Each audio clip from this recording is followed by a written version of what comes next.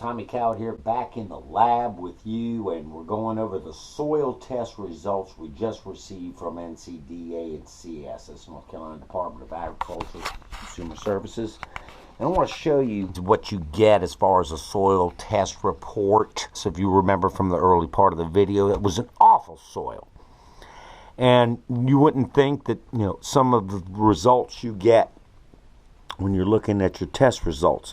Her pH is absolutely perfect. 5.8 is here. She's at a 6.0. Couldn't ask for better than that. You might not, really think that that's what's going on here. This HM, that's humic matter. That's percent of actual humic matter, humic acid and fulvic acid that is in the soil. This can range from 0 to 10. And it's a 0.2, so that just tells you right there. So very much a mineral soil. The weight per volume, this is in milligrams per centimeters cube, but it's weight per volume of soil. And that's the way the state of North Carolina, actually, they test not by weight, but by volume. That is a pretty heavy soil at 110 there. It could be a lot higher. Sandier soils might have a higher weight per volume, definitely, than, say, a humic soil. This cation exchange capacity, that can actually go from 0 to 50. And this is a 6. So this is the, actually, cation exchange capacity is the ability of the soil to hold nutrients. And then you have base saturation, which is a percentage of the CEC that can hold basic nutrients, typically potassium, calcium, magnesium. So that is something this report doesn't give you.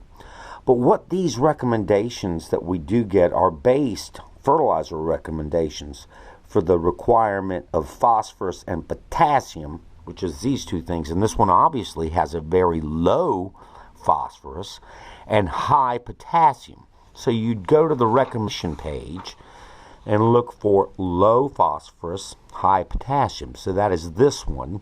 In this group here, this would be your recommendation on the fertilizers you could use. And they're obviously showing you that is, you don't need a lot of potassium. You want more phosphorus. And these are typical fertilizer formulations that are available to people in any group. But you get, here's one, a group that will give you low phosphorus, low potassium. This is low phosphorus, high potassium. This is high phosphorus, low potassium. And then they don't give you one for N only, group D. But that's typically the way these are done to give you simple, basic recommendations. Let's look at some other ones. We had, first of all, a good lawn, which actually this really doesn't indicate. This was the lawn area, a pH of 5.0. So there's definitely going to be some lime recommendations here for that one. Yes, lime recommendation is 65 pounds per thousand. Get that pH up. This is also going to fall into the category of low phosphorus, high potassium again. Now, I want to show you something that's kind of interesting. This was the organic soil. Sample 3 was the from her raised bed gardens.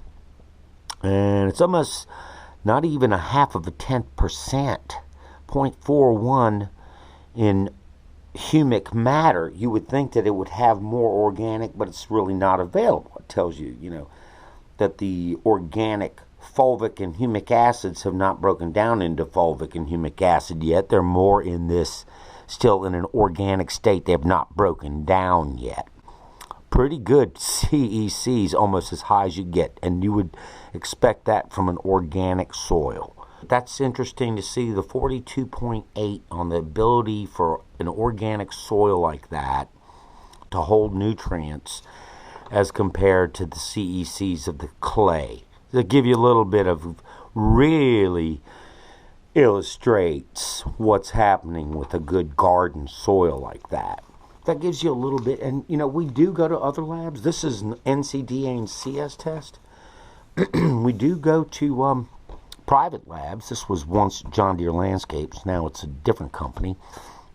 That's basically what you get from these test reports. The pH is real important for turf.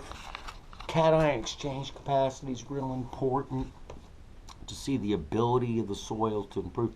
And like I said, we're trying to build soils here. So building this humic matter number is real important. If we could see that go up on the subsequent tests that we do, that's really fine and dandy with us, because that's what we're trying to do, is build a lot of humates, humic and fulvic acids in the soil. And that's kind of the way you read into this. I know everybody loves to get a good pH test that really tells you need lime or gypsum. But at that, we'll leave this. This is soil testing, and what we can read from looking at soils is not always cut and dry. You'll get a soil test report back, and it's showing that, you know, even though it looked awful when we crushed it, it may actually be a soil that can be worked with. All right. Well, folks, hope this was helpful to you in interpreting soil test reports. Tommy Cowett from GrowinGreen signing out. Hope y'all are having a great one.